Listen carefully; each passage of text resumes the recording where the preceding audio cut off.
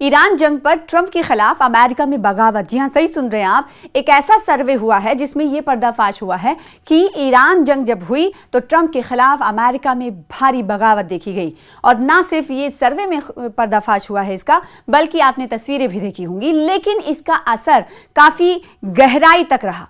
America ने Israel के साथ ईरान पर बीते 28 फरवरी को हमला किया।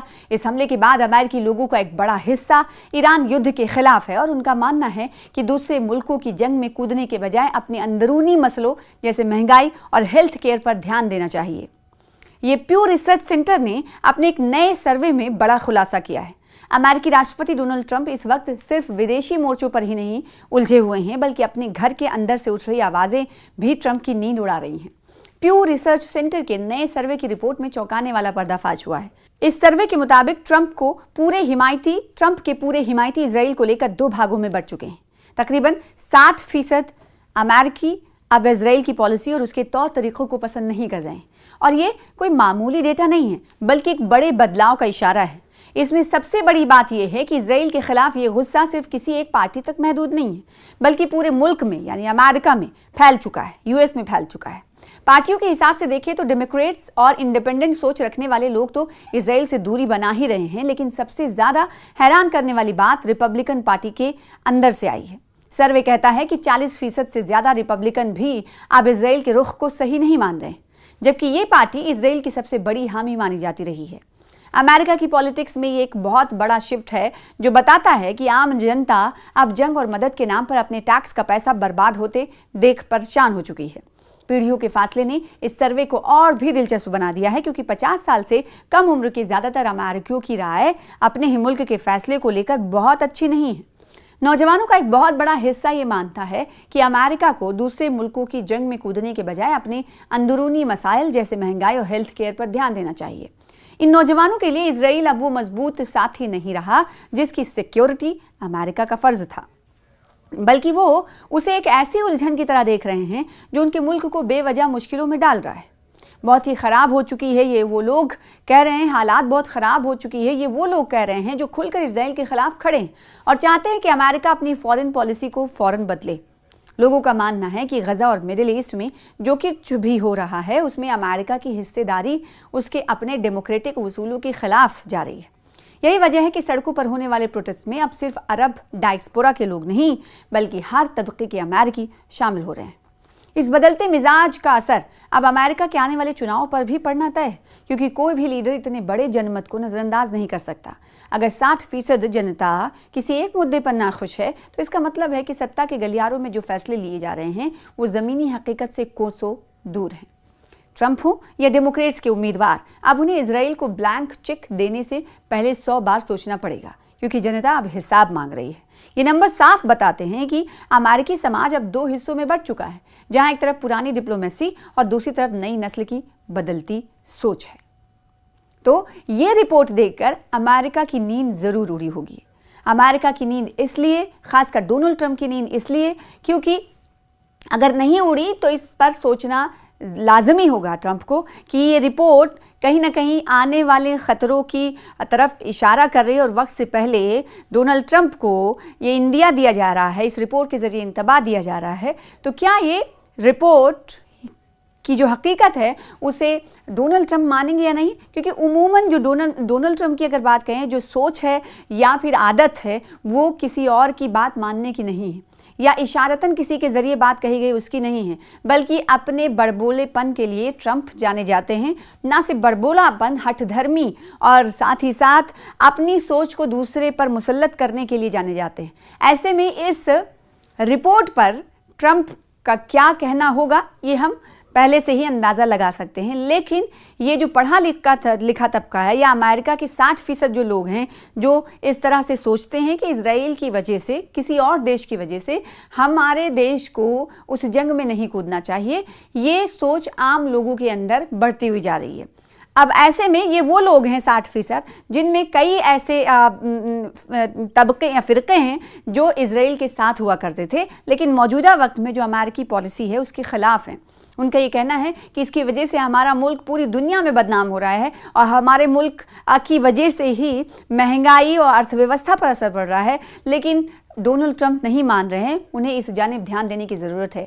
अब सवाल ये उठता है कि जब ईरान और अमेरिका के बीच जंग चल रही थी तो अमेरिका के तकरीबन 60,000 लोग, बताया जा रहा है 60 लाख लोग, माफ कीजिएगा 60 लाख लोग अलग अलग शहरों में सड़कों पर उतरकर डोनाल्ड ट्रंप के खिलाफ एहतजाज कर रहे थे। एहतजाज इसलिए कर रहे थे, वो कह रहे थे कि डोनाल्ड ट्रंप की जो पॉलिसी है, युद्ध पॉलिसी है, वो उसे नहीं पसंद कर रहे हैं, क्योंकि बेवजह जंग और बेवजह सिर्फ और सिर्फ इसराइल के कहने पर जंग में कूद जाना किसी तरह की बहादुरी नहीं है। उनका ये कहना, सबसे बड़ा प्रोटेस्ट आपने देखा होगा उस वक्त की तस्वीरें, मिनापोलिस, अमेरिका यूएस का एक शहर है, वहाँ पर बहुत भयंकर तरीके से लोग और बड़ी तादाद में लोग सड़कों पर उतरे थे। सड़कों पर उतरकर नो किंग्स करके प्रोटेस्ट किया गया था कि उन्हें तानाशाह नहीं चाहिए, तानाशाही नहीं चलेगी, और किस तरह से गो बैक ट्रंप के नारे लगाए गए थे। ना सिर्फ नारे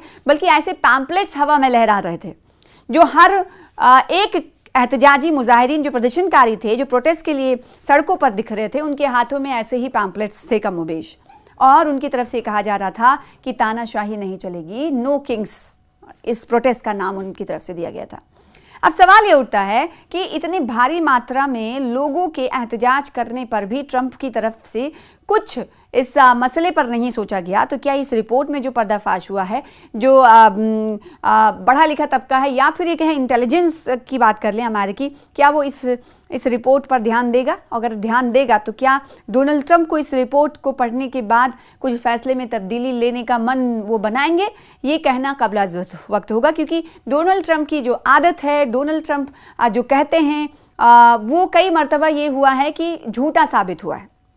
तो लेकिन ये रिपोर्ट जो है ये कहीं ना कहीं अमेरिका और यूएस के लोगों की, कहा जा रहा है कि ये अक्कासी कर रही है। 60% लोग यूएस के अब नहीं चाहते हैं कि जंग हो, ईरान के साथ बेवजह के जंग में अमेरिका कूदे। अब देखना ये होगा कि इस रिपोर्ट का क्या असर पड़ता है, क्या ये 60% लोग और उसमें बढ़ोतरी होती है, यानी और क्या अमेरिकी पॉलिसी, डोनाल्ड ट्रंप की पॉलिसी के खिलाफ और लोग जाते हुए नजर आएंगे?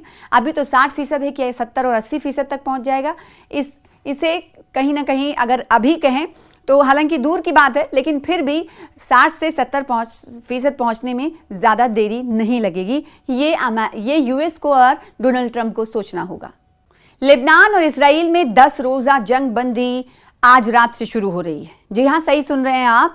जब पूरी दुनिया में अमेरिका और ईरान के दरमियान सीज फायर की एक हफ्ते पूरे होने की खबरें चल रही हैं, एक हफ्ते सिर्फ बाकी हैं, तो दूसरी तरफ एक और ऐसी खबर आई जिसकी वजह से लोगों ने खुशी का इजहार किया। कई ममालिक ने खुशी का इजहार किया, क्योंकि कई साल गुजर चुके हैं, दशकों गुजर चुके हैं, लेबनान और इसराइल के दरमियान दोनों के दरमियान सीधी बातचीत नहीं हुई है।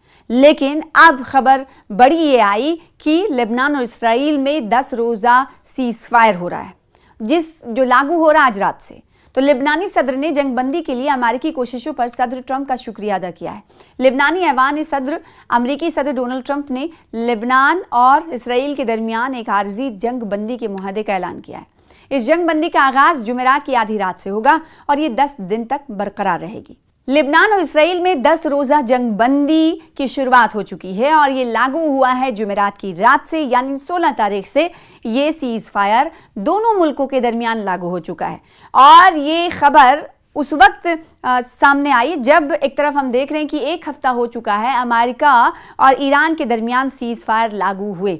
ये सीज फायर 14 दिनों के लिए लागू हुई है और फिर खबर आती है कि लेबनान और इसराइल दोनों बातचीत कर चुके हैं। बातचीत कर उन्होंने सीज फायर के हवाले से फैसला लिया है, जिसका हमने देखा कि हर महाज पर खैर मकदम किया जा रहा था। कई ममालिक की तरफ से का स्वागत किया जा रहा था। तो लेबनानी सदर ने कहा है कि जंगबंदी की अमेरिकी जो कोशिश थी, उस कोशिश के लिए सदर ट्रंप का शुक्रिया अदा करते हैं। अमेरिकी सदर डोनाल्ड ट्रंप ने लेबनान और इसराइल के दरमियान एक आर्जी जंगबंदी के मुआहदे का ऐलान कर दिया। इस जंगबंदी का आगाज जुमेरात की आधी रात से होगा और ये 10 दिन तक बरकरार रहेगी। ये ऐलान उन्होंने लेबनानी सदर जोसेफ ओन और इजरायली वजीर आजम बेंजामिन नेतन्याहू से राबतों की बात किया। ट्रंप ने एक पोस्ट में कहा कि मैंने अभी मुअज़्ज़ज़ लेबनानी सदर जोसेफ ओन और इजरायली वजीर आजम बेंजामिन नेतन्याहू के साथ बेहतरीन बातचीत की है। उन्होंने मजीद कहा कि इन दोनों रहनुमाओं ने इत्तफाक किया है कि अपने मुल्कों के दरमियान अमन के हुसूल के लिए वो बाज़ाब्ता तौर पर 10 रोज़ा जंगबंदी का आगाज़ करेंगे। ये जंगबंदी अमरीकी मशरक़ी वक्त के मुताबिक शाम 5 बजे शुरू होगी। अमरीकी सदर ने कहा कि दोनों मुल्कों ने मंगल के रोज़ वाशिंगटन में हमारे वजीर खारजा मार्को रूबियो के साथ 34 सालों में पहली बार मुलाकात की। इससे मुराद ये कि ट्रंप अमरीकी वजीर खारजा मार्को रूबियो की सरपरस्ती में दोनों फरीकैन के दरमियान होने वाली हालिया मुलाकात ले रहे थे। ट्रंप ने यह भी कहा कि इन्होंने नायब सदर जेडी वेंस, वजीर खारजा रूबियो और ज्वाइंट चीफ ऑफिस स्टाफ के चेयरमैन डिनकेन को जिम्मेदारी सौंपी है कि वो मुस्तकिल अमन के हुसूल के लिए इसराइल और लेबनान के साथ मिलकर काम करें। ट्रंप ने अपनी पोस्ट का इख्तिताम ये कहते हुए किया कि दुनिया भर में 9 जंगें खत्म करने में हिस्सा लेना मेरे लिए एजाज की बात थी और ये 10वीं होगी, लिहाजा आइए इसे मुकम्मल करें। दूसरी तरफ लेबनानी ऐवान सदर ने ऐलान किया कि जुमेरात की सपहर अमरीकी सदर डोनाल्ड ट्रंप और लेबनानी सदर जोसेफ ओन के दरमियान टेलीफोनिक राबता हुआ, जिसमें लेबनान में जंगबंदी के लिए की जाने वाली कोशिशों और खित्ते में इस्तेहकाम को फ़रोग देने पर तबादला ख्याल किया गया। जारी बयान के मुताबिक जोसेफ ओन ने गुफ्तगू के दौरान लेबनान में जंगबंदी, मुस्तकिल अमन इस्तेहकाम की फराहमी और खित्ते में अमन अमल की राह हमवार करने के लिए ट्रंप की कोशिशों पर उनका शुक्रिया अदा किया। उन्होंने इस उम्मीद का इजहार भी किया कि जितनी जल्दी मुमकिन हो सके जंगबंदी के लिए कोशिशें जारी रहेंगी। ट्रंप ने अपनी जानिब से सदर ओन और लेबनान के लिए अपनी हिमायत का इआदा किया और जल्द अज जल्द जंगबंदी के लेबनानी मुतालबे को पूरा करने के लिए आज़म पर जोर दिया। एक लेबनानी ओहदेदार ने एक खबर रसाई इदारे से गुफ्तगू करते हुए कहा कि जोसेफ ओन और इजरायली वजीर आजम बेंजामिन नेतन्याहू के दरमियान किसी भी मुतवक्किल राब्तों की तरदीद करते हैं और कहा कि बैरूत ने वाशिंगटन को मुत्तला कर दिया है कि वो फिलवक्त ऐसा कदम उठाने के लिए तैयार नहीं है। ओहदेदार ने मजीद कहा कि मुल्क की जुनूब में जारी फौजी कार्रवाइयों और तनाव के पेश नज़र इसराइल और हिजबुल्लाह के दरमियान जंगबंदी होने से पहले लेबनान किसी इजाफी मुज़ाकरात की कोशिश नहीं करेगा। याद है कि ट्रंप ने अपनी हालिया पोस्ट से कबल ऐलान किया था कि लेबनान और इसराइल के रहनुमा एक ऐसा राबता करेंगे जो दहाइयों में पहला होगा। ये एक ऐसा कदम है जो कशीदगी में कमी की राह हमवार कर सकता है। इसराइल ने जोर दिया कि लेबनान के साथ कोई भी मुज़ाकरात तनाव को काबू में रखने की बैनुल-अक़वामी कोशिशों का हिस्सा है। ये सिफारती पेशरफ एक जामे अमन के हुसूल और खित्ते में तनाज़े के फैलाव को रोकने के लिए बढ़ते हुए बैनुल-अक़वामी दबाव के दरमियान सामने आई है।